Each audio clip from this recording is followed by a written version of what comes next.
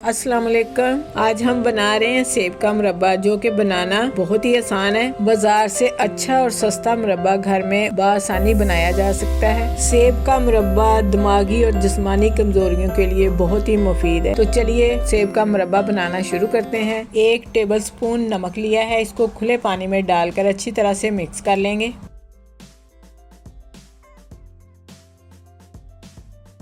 1 kilo हमने सेब लिए हैं, हरे और कच्चे। ज्यादा पके हुए सेब नहीं लेने। कच्चे सेब जो हैं इनका मुरब्बा जो है तकरीबन 6 माह तक आप इस्तेमाल कर सकते हैं। अब इन सेबों को छील लेंगे।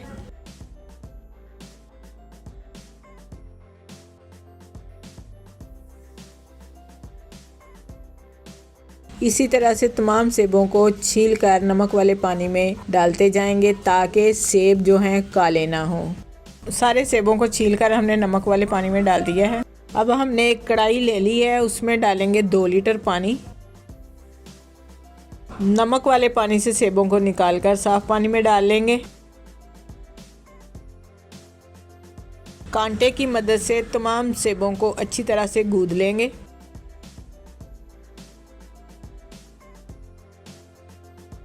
तमाम सेबों को हमने अच्छी तरह से गूंद लिया है। अब इसको चूल्हे पर पकने के लिए रख देते हैं।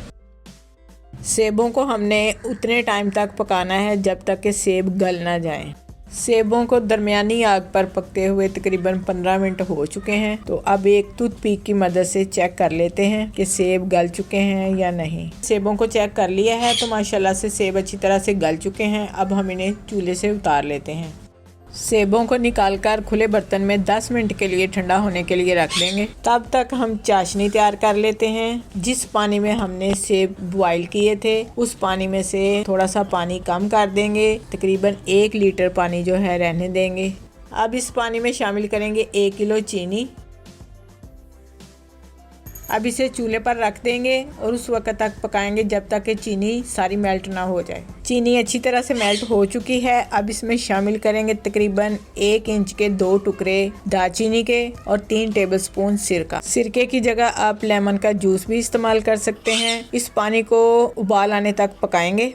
पानी में उबाल आ चुका है। अब इसमें शामिल करेंगे तमाम सेब और इनको उस वक्त तक पकाएंगे जब तक कि चाशनी जो है आधी न रह जाए। सेबों को पकते हुए पूरे 12 मिनट हो चुके हैं। आप देख सकते हैं कि चाशनी जो है पककर आधी रह चुकी है। तो सेब तैयार हो चुके हैं। इनका कलर भी देख सकते हैं कि इनके अंदर तक चाशनी जा चुकी है। अब हम इनकी आग बंद कर देंगे और इसको ठंडा होने के लिए रख देंगे तकरीबन 15 मिनट। 15 मिनट हो चुके हैं। मुरब्बे को हमने रूम टेम्परेचर पर ठंडा कर लिया है। अब इसे निकाल लेंगे एक बाउल में। सेबों को हमने बाउल में निकाल लिया है। अब सारी चाशनी भी इसके ऊपर डाल देंगे। आप इसे शीशे के जार में या प्लास्टिक के जार में बंद करके 6 माह तक स्टोर कर सकते हैं। ये ख़राब नहीं होता।